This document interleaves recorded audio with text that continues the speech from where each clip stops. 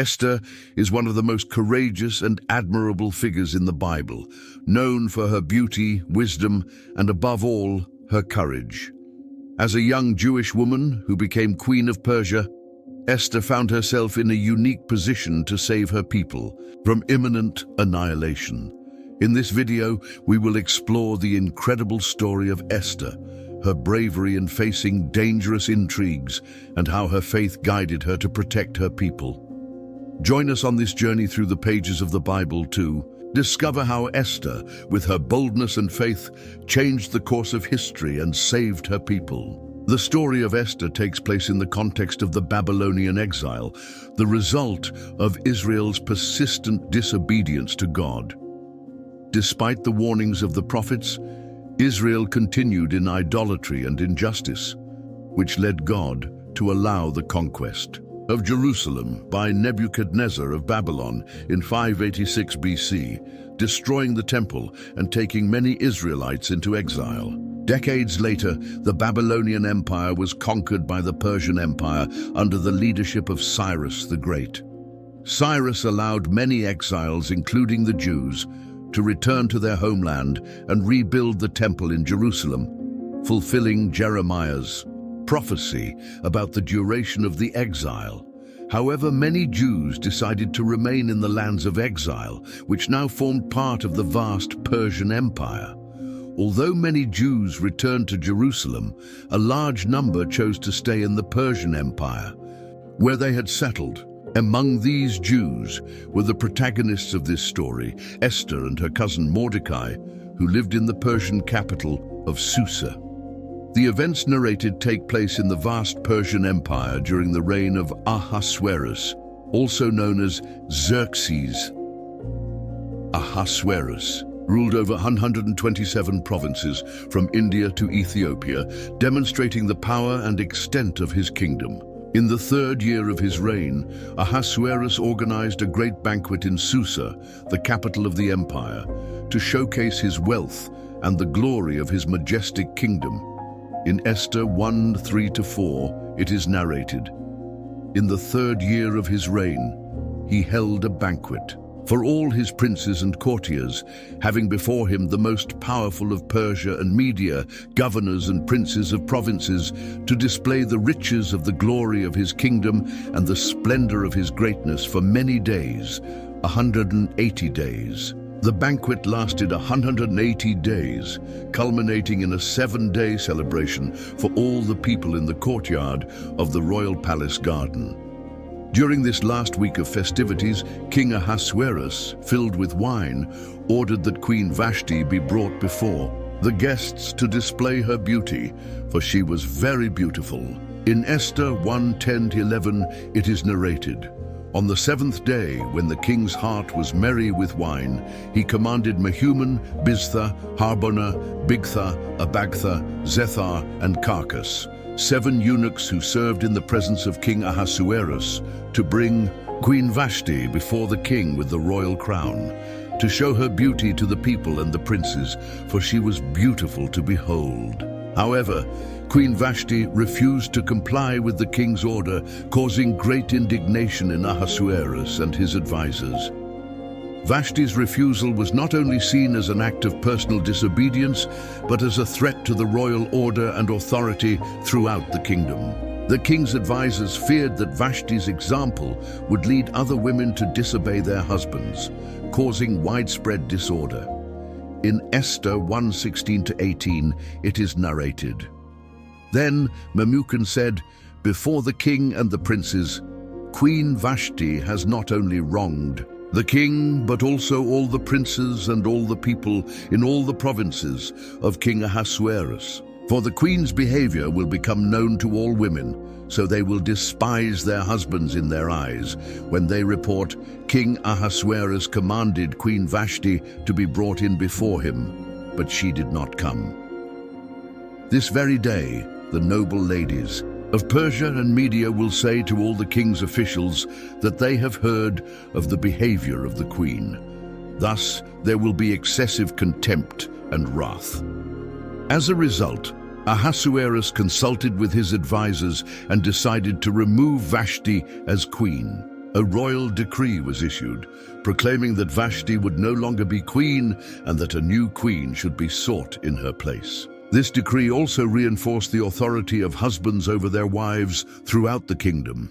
In Esther 1:19-20, it is narrated, "If it pleases the king, let a royal decree go out from him, and let it be recorded in the laws of the Persians and the Medes, so that it will not be altered, that Vashti shall come no more before King Ahasuerus. And let the king give her royal position to another who is better than she.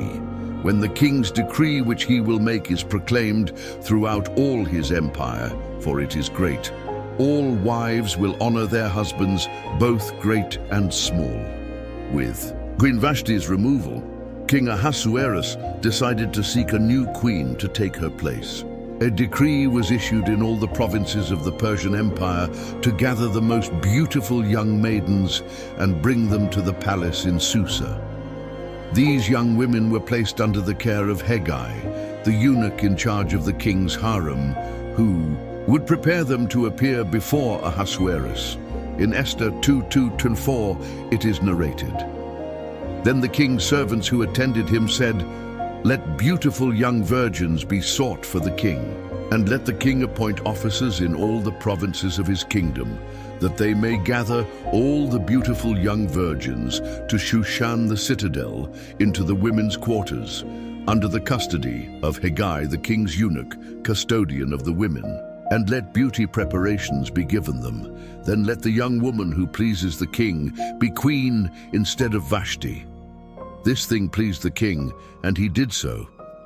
Among the young women taken to the palace was Esther, a young Jewish orphan who had been raised by her cousin Mordecai. Esther, whose Hebrew name was Hadassah, had hidden her Jewish identity on Mordecai's advice. She was of lovely form and beautiful appearance, which made her stand out among the others. In Esther 2:7, it is narrated, "And Mordecai had brought up Hadassah, that is Esther, his uncle's daughter, for she had neither father nor mother. The young woman was lovely and beautiful. When her father and mother died, Mordecai took her as his own daughter. Esther, like the other young women, was placed under Hegai's care. She quickly won Hegai's favor, who granted her special treatment and assigned her the best rooms in the harem. For a year, Esther and the other maidens received beauty treatments, including 6 months with oil of myrrh and 6 months with perfumes and cosmetics. In Esther 2:9 it is narrated, "Now the young woman pleased him, and she obtained his favor, so he readily gave beauty preparations to her besides her allowance. Then 7 choice maidservants were provided for her from the king's palace, and he moved her and her maidservants to the best place in the house of the women. Finally, it was Esther's turn to present herself before King Ahasuerus. She requested nothing additional to what Hegai recommended, trusting in his advice and her own natural beauty. When Esther was brought before the king, he was deeply impressed by her beauty and grace. In Esther 2:17, it is narrated, "The king loved Esther more than all the other women, and she obtained grace and favor in his sight more than all the virgins. So he set the royal crown upon her head and made her queen instead of Vashti." To celebrate Esther's selection as queen, King Ahasuerus organized a great banquet known as Esther's Banquet and declared a holiday in all the provinces of the kingdom. Furthermore, he granted royal gifts in abundance, demonstrating his favor and appreciation for the new queen. In Esther 2:18, it is narrated, "Then the king made a great feast, the feast of Esther, for all his officials and servants, and he proclaimed a holiday in the provinces and gave gifts according to the generosity of a king." While Esther settled into her new role as queen, Mordecai, her cousin and protector, continued to perform his duties at the royal palace gates. One day, while Mordecai was at his post, he overheard a conversation between Bigthan and Teresh, 2 of the king's eunuchs who guarded the entrance. The eunuchs were plotting to assassinate the king. In Esther 2:21-22 it is narrated, "In those days, while Mordecai sat within the king's gate, 2 of the king's eunuchs, Bigthan and Teresh, doorkeepers, became furious and sought to lay hands on King Ahasuerus. When Mordecai learned of this, he informed Queen Esther, and Esther told the king in Mordecai's name. Mordecai immediately relayed the plot to Esther. Esther, in turn, conveyed the information to King Ahasuerus, crediting Mordecai for uncovering the conspiracy.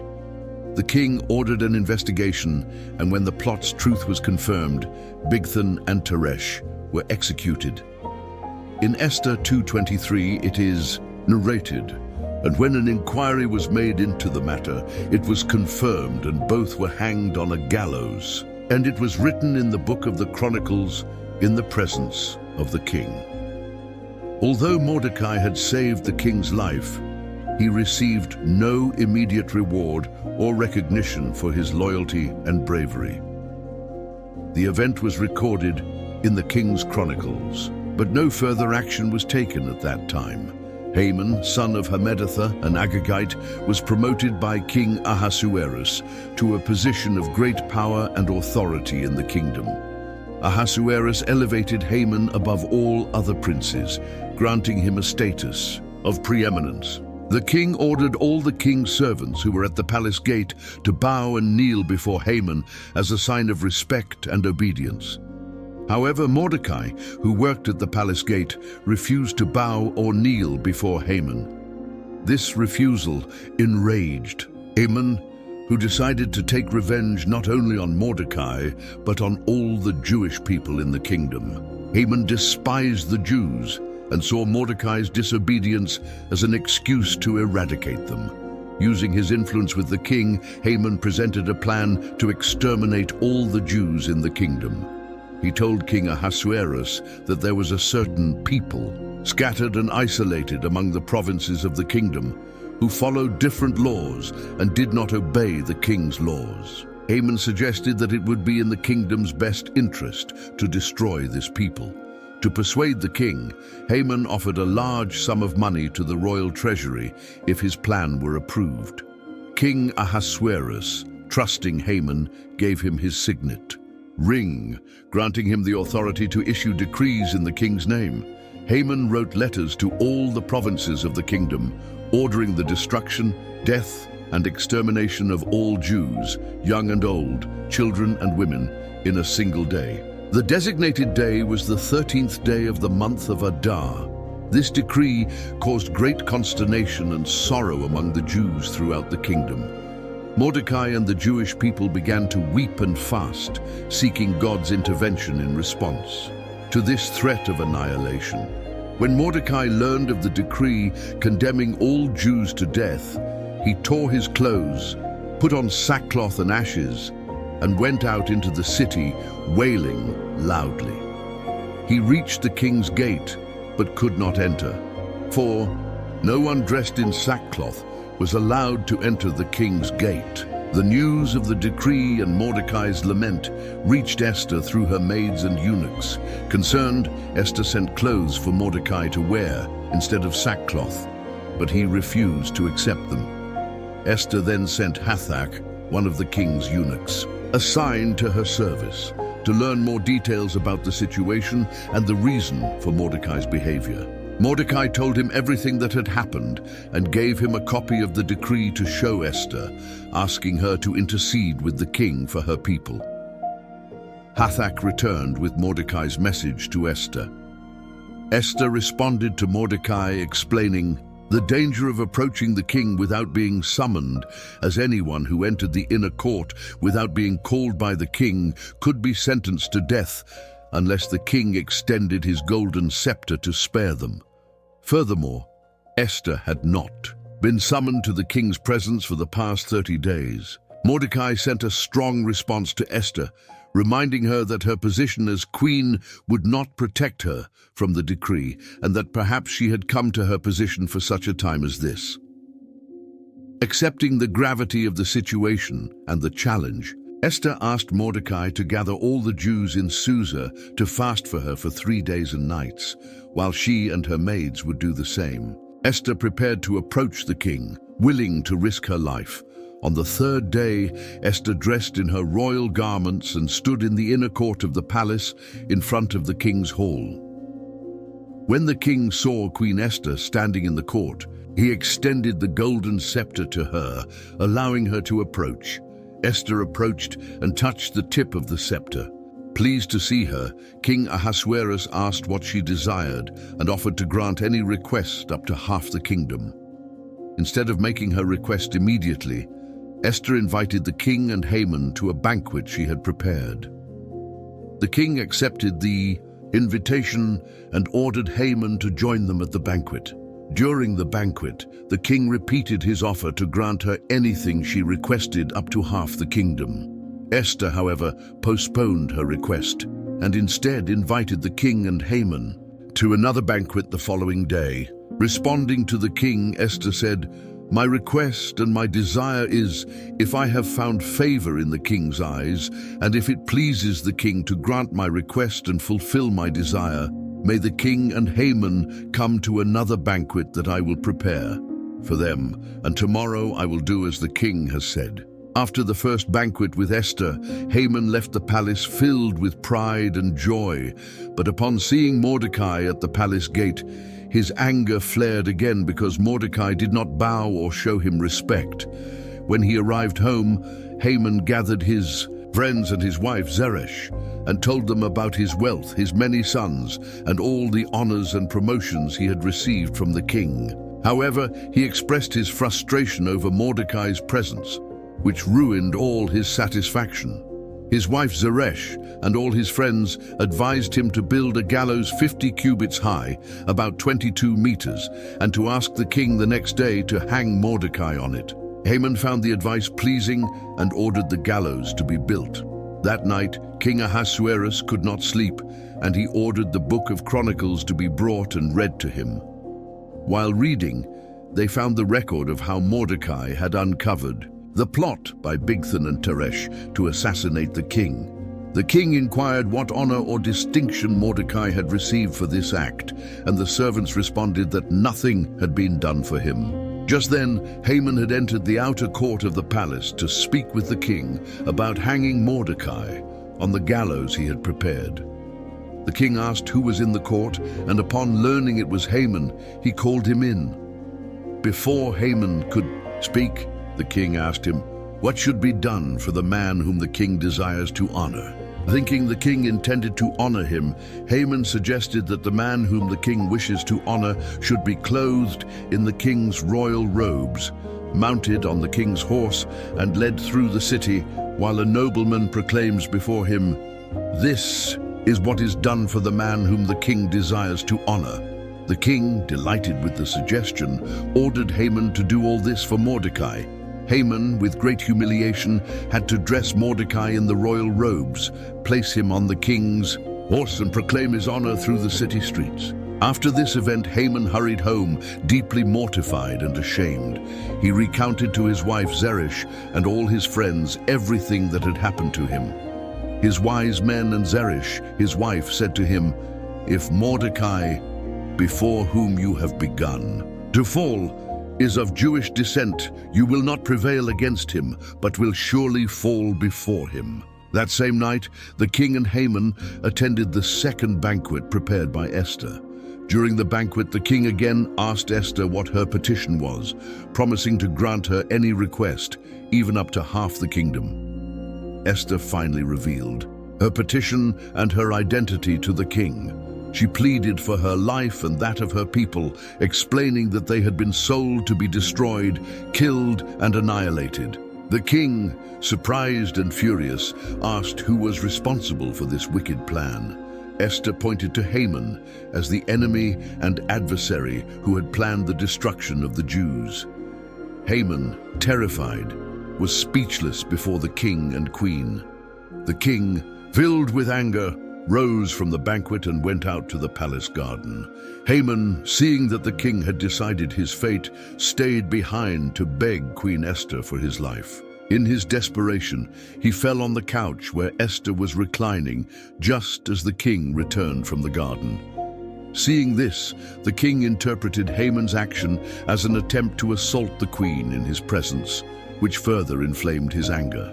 Harbona, one of the eunuchs present, informed the king that Haman had prepared a gallows 50 cubits high for Mordecai, who had saved the king's life. The king ordered that Haman be hanged on that very gallows. After Haman's execution, the threat against the Jews in the Persian Empire still persisted, as the royal decree for their extermination remained in effect. Esther approached King Ahasuerus once more, this time uninvited, and fell at his feet, weeping and pleading for her people. The king extended his golden scepter to Esther, allowing her to rise and speak. Esther asked the king to issue a new decree that would nullify the evil letters of Haman and allow the Jews to defend themselves. King Ahasuerus permitted Esther and Mordecai to write a new decree in his name and seal it with the king's ring, as a decree written in the king's name and sealed with his ring could not be revoked. Mordecai wrote letters to all the Jews in the 127 provinces of the Persian Empire, allowing them to assemble and defend themselves against anyone who might attack them, and authorizing them to kill, annihilate, and destroy any armed force of any people or province that might assault them, including women and children, and to plunder their possessions. The king's scribes were summoned, and at the same time, in the 3rd month, which is the month of Sivan, on the 23rd day of it, everything Mordecai commanded was written to the Jews, to the satraps, and the governors and princes of the provinces from India to Ethiopia, 127 provinces, to each province in its own script, and to each people in their own language, and to the Jews in their own script and language. It was written in the name of King Ahasuerus, sealed with the king's ring, and letters were sent by couriers on horseback, riding fast horses from the royal stables. The king granted the Jews in every city the right to assemble and protect themselves, ready to destroy, kill, and annihilate any armed force of any people or province that might attack them, even their children and women, and to plunder their possessions. The decree was quickly promulgated throughout the empire, and the Jews prepared to defend themselves on the appointed day, the 13th day of the month of Adar. When the day came, the Jews gathered in their cities and defended themselves against their enemies. No one could withstand them, for the fear of the Jews had fallen upon all the peoples. In the city of Susa, the Jews killed 500 men, including the 10 sons of Haman, but they did not take the plunder. Esther informed the king of the number of dead in Susa, and the king asked Esther if she had any further requests. Esther requested that the Jews in Susa be allowed to defend themselves the next day as well, and that the bodies of Haman's 10 sons be hanged on the gallows. The king granted Esther's request, and the next day the Jews in Susa killed 300 more men, but again they did not take the plunder. In the other provinces of the empire, the Jews killed 75,000 of their enemies, but did not seize their possessions. After the victory over their enemies and the salvation of the Jews, Mordecai and Esther took steps to ensure that this miraculous event would be remembered and celebrated by future generations. Mordecai wrote letters to all the Jews throughout the provinces of King Ahasuerus, near and far, instructing them to observe annually the 14th and 15th days of the month of Adar as days of feasting and joy. These days were designated to commemorate the reversal of fortune for the Jews, from the destruction planned by Haman to victory and rest. They were instructed to celebrate these days with feasting, joy, and the sending of food gifts and presents to the poor, ensuring that everyone could participate in the celebration and remember the divine providence. The Jews accepted and began to observe these festivities of Purim according to Mordecai's instructions. Queen Esther also sent letters confirming and establishing this celebration as a permanent ordinance for all Jews.